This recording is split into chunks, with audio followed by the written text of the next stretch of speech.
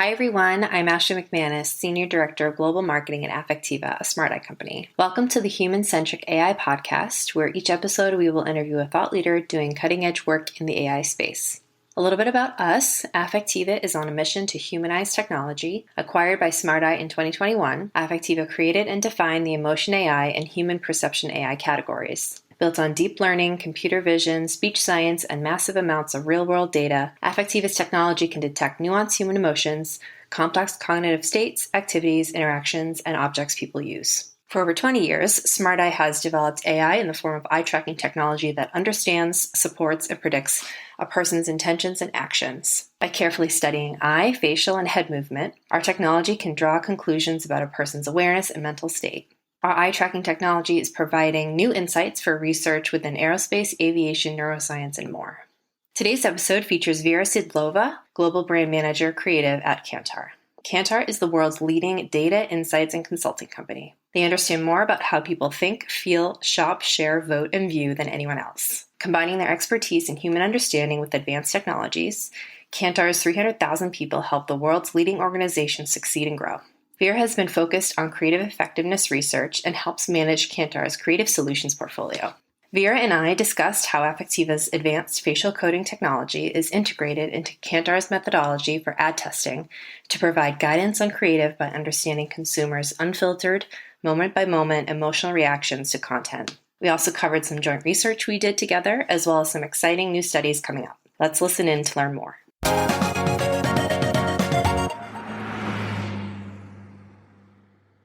Hi, everyone. Thank you for tuning in. With me, I have Vera Sidlova, Global Brand Manager Creative at Kantar. Thank you so much for making the time to speak with me today. Thank you so much for the invitation, Ashley. Absolutely. Okay, to start, tell us about your background. How has your career path taken you to Kantar, and what is your current role?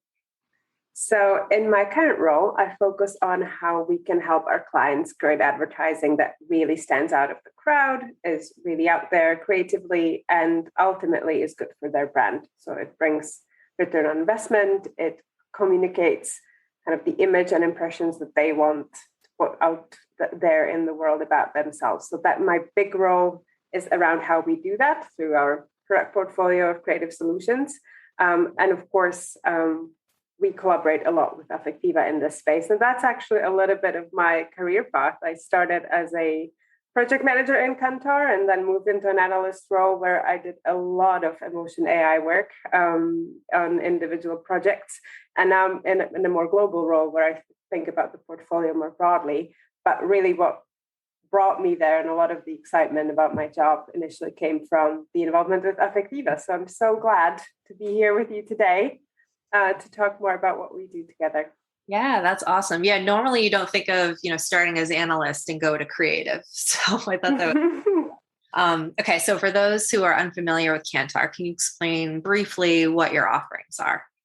Right. So at Kantar, broadly speaking, we strive to unearth insights that help our clients grow their brands. And that could really be anything about kind of their brand strategy or product innovations they do or how they do their advertising, where they place it. It could be many, many different things. Broadly speaking, we do the insight work to bring them growth. I think more recently I've been reflecting on just the environment that a lot of our clients find themselves in, and whether or not you take the pandemic into account, it's very, very challenging. There's so much new technology out there.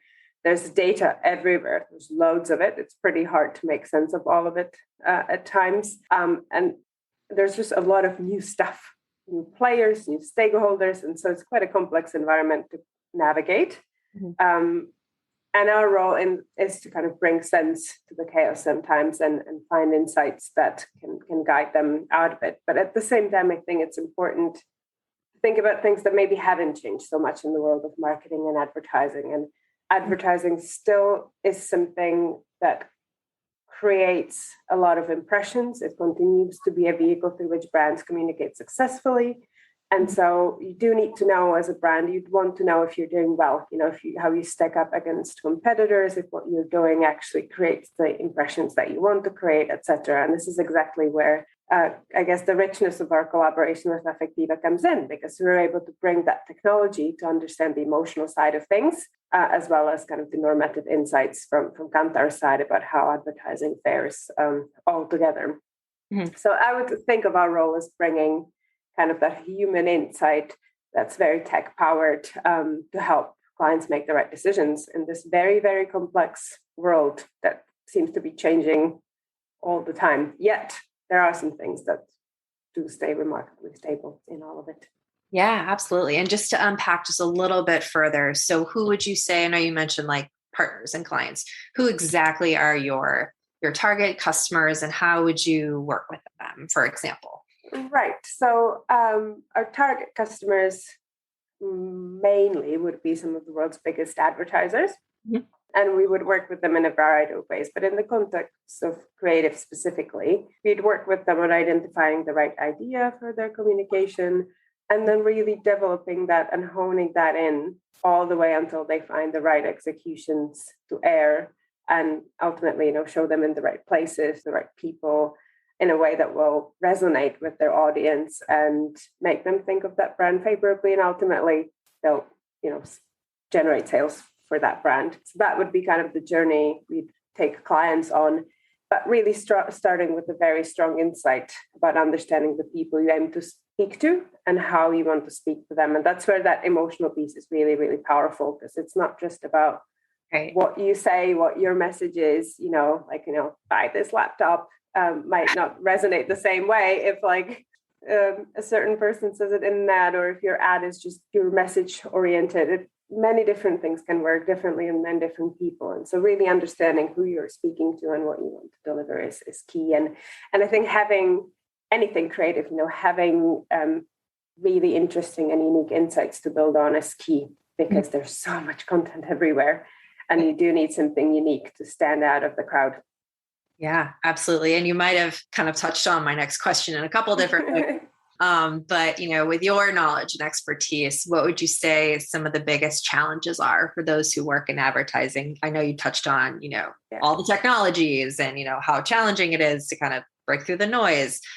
Maybe that's it. And maybe you have some new things. I'm just really curious to understand. So in addition to the ones I've already mentioned around technology and clutter, I would say in today's age, we do see quite a lot of expectation being put on advertising and actually ultimately brands from people. So people expect in today's world that has a lot of challenges around climate change and human rights and all these things that surround us today. They do expect brands to behave responsibly in this world. And that's quite a challenge for a lot of brands to figure out how to put all of their ducks in a row so that they are actually good citizens of the world. But B, then how do they communicate that to their audiences? And I think the biggest question in all of this is that historically, advertising has played a huge role in shaping society, in shaping our ideas of what beauty looks like, of what who's a good citizen. There's lots of associations that advertising has helped build. I mean, famously in the 50s, the imagery around women's role in households in North America, that was hugely shaped by advertising, even though it was not solely done through advertising. And so historically, advertising's role hasn't always been a positive one, but it's been a vehicle that's shaped society. And now realizing, you have this power, how do you use it? And you do know that consumers actually care about how you use that power. How do you kind of transform yourself as a brand into a leader in this space? How can you occupy a responsible role? How can you portray people in a way that reflects them? How can you be the brand that someone looks up to and says, oh, yeah, you're for me because I see myself in the way you speak or in the way you speak to me. And I think that is the biggest challenge, is how to kind of exist in today's world that's developing and where I think consumers more and more are catching on to the roles that brands play in the world and are holding them to a higher standard. Mm-hmm. Absolutely. And to your point on representation, so Kantar and Affectiva recently did a joint project together, The Power of Inclusive Portrayal in Advertising. I believe we did a webinar and we have this downloadable guide. I think we wrote a few blogs about it. Can you provide a brief description on what that was and what we were looking to do there? Yeah, so we've really joined our efforts on this to ask ourselves, how can brands get I&D right in advertising? How can they really speak to a diverse audience in a way that resonates with people? Mm-hmm. And at the beginning of all this, I looked at some research that Kantar conducted that showed that 88% of people think that brands don't do a good job of representing themselves or people similar to them in advertising. And at first I thought, well, that's really, really high. Is that number really right? And I went back and checked, and it was, the number was correct, much to my shock. But at the same time, I then sat back and I thought, well, how well do I feel? How well represented am I in advertising? I've asked some people around, and actually it was quite accurate. A lot of people said, what I see isn't necessarily me. People don't look like me always, or they don't speak the way I speak, or they don't talk about things that I find important or my community finds important. And for a little bit, I was closely watching the advertising that was aimed at me that day. What messages am I getting on my phone? What do I see on the tube? And just the portrayal of women seemed quite narrow. A lot of them were blonde, kind of underweight, and really representing a very narrow segment of women that I come in touch with every day. And very recently, I saw a campaign from the skincare brand No. 7 that touched up on this, and was actually quite a fitting portrayal of the state of advertising today, which they show women looking in the mirror. Mm-hmm. The women are very different, and they see themselves in the mirror just the way they are, with whichever age or body size or skin tone they have. And then they look outside, either at a magazine or a billboard, and suddenly they don't see themselves, they see somebody else. And I thought that was such a fitting statement to what advertising today does. And while we know that it has gotten better, it still has quite a way to go, especially if people are telling us, look, you're not representing me. I don't feel represented in how you speak and what you show. And so in that joint webinar and the playbook, we've really looked at, so what do brands need to do in their advertising to make people feel like they are represented and that they are heard? Right. And the biggest finding for me was that it's not just about who you put in the ads, because that made no effect on the emotional results we saw in Affectiva's data on the aggregate or in our link data.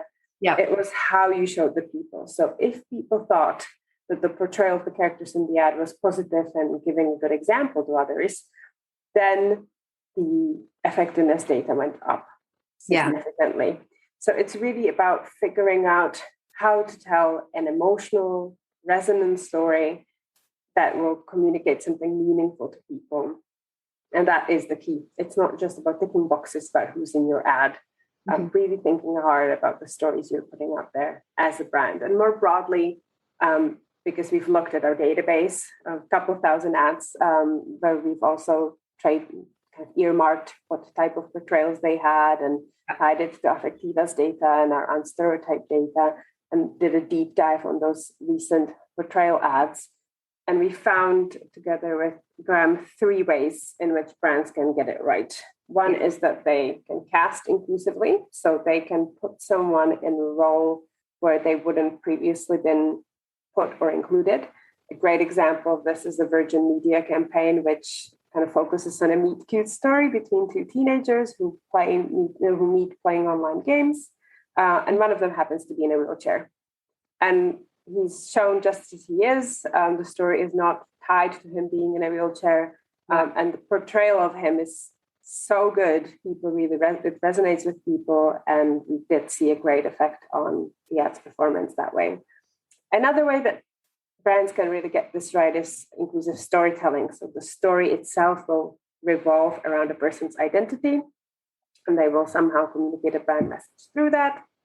And kind of the last, third way that brands could get at this is inclusion as purpose. And that's something that many of us probably think of first when we think about inclusive advertising, because those would be those more brand activist campaigns. So think Dove, for example, Dove sketches or reverse selfie most recently. And those ads that really aim to tackle stereotyping or very concretely make a difference in the world, that's something we'd call inclusion as purpose. And that's just another way to get it right. I think what's really important for brands is to think about your own history on I&D and advertising, and how you can capture the right tone with which to speak to your people, and really get your brand message out there in the right way, that will ultimately strike a chord. Mm-hmm. Absolutely. And I think one of the concerns, I guess, that we often hear is, if I include a minority, will I lose my major audience? Whether it's gender, race, LGBTQ, disability, that's not something that it sounds like that you're really seeing in the data. It's a concern we hear, but it's not something that we see in the data. And when a story is really strong, it doesn't matter, how whether that person is from an underrepresented group or not. And we actually see that really strong stories, they resonate with everyone, even if they themselves aren't a part of that particular group. And even if they themselves, for example, don't care so much about diversity in advertising. I mean, in that work we've done with Affectiva, we've actually asked people, how important do you think it is for brands to do this in their advertising, and then filtered the data on those that thought it was important and those that thought it was less important. And we saw that even the people who thought, well, maybe I don't care so much whether brands do this or not, they're just as emotionally involved, and it evoked just as strong positive emotions as amongst the people that thought brands should totally do this, they need to do a better job, etc. So really, if you get your stories right, if you evoke empathy in people, then you really have to get through to their hearts, really. But then it's success. You get really great stories out there, and your brand can only stand to benefit from that.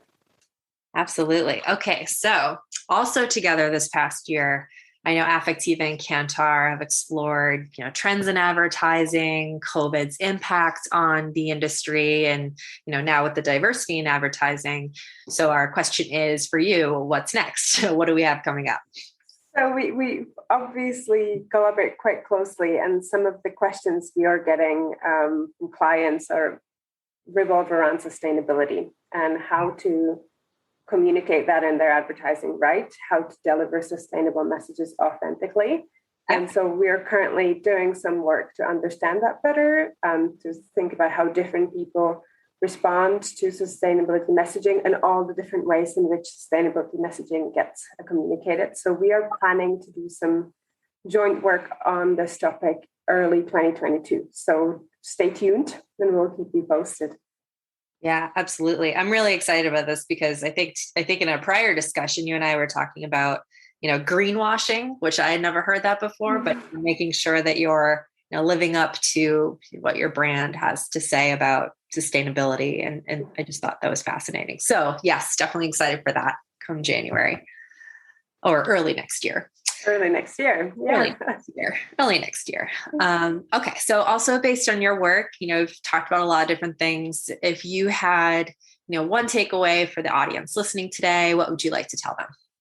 I'd like to tell them to really understand what their viewers are passionate about, understand what pain points they have in their life and how their brands can either resolve that or speak to that and be relatable in that space. And specifically about I&D, to not be afraid and go there and tell some fabulous stories, both about the people, but from them and to them, and be quite courageous and ambitious in the stories they tell.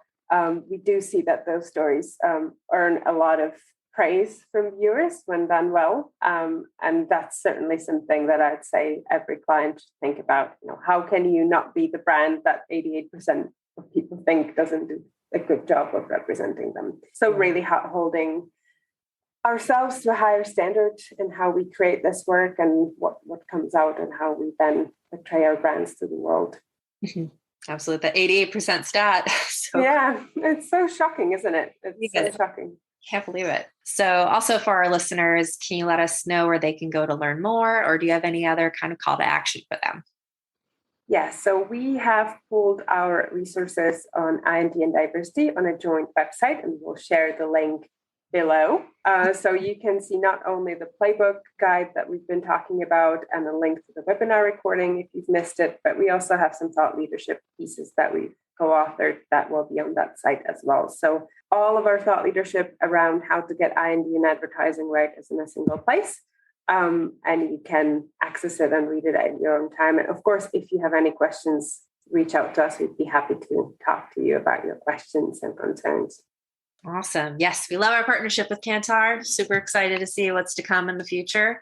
And that was all I had for you today. So Vera, once again, thank you so much for your time. It was a pleasure speaking with you. Thank you, Ashley.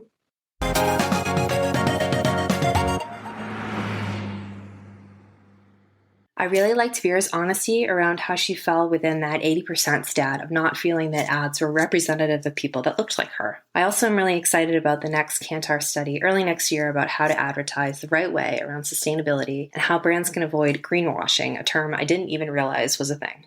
So I hope you enjoyed today's episode. Don't forget to subscribe to the Human Centric AI podcast on iTunes, Google Play, Stitcher, or wherever you get your podcasts for new episodes. We are also on social media, so please reach out to us on Twitter, Facebook, LinkedIn, and Instagram at Affectiva or at SmartEye to share any feedback you have on the show and weigh in on the discussion using hashtag @HumanAIPodcast. Don't forget to rate us and comment with your feedback to help make the podcast more discoverable for others. Until next time, thanks for listening.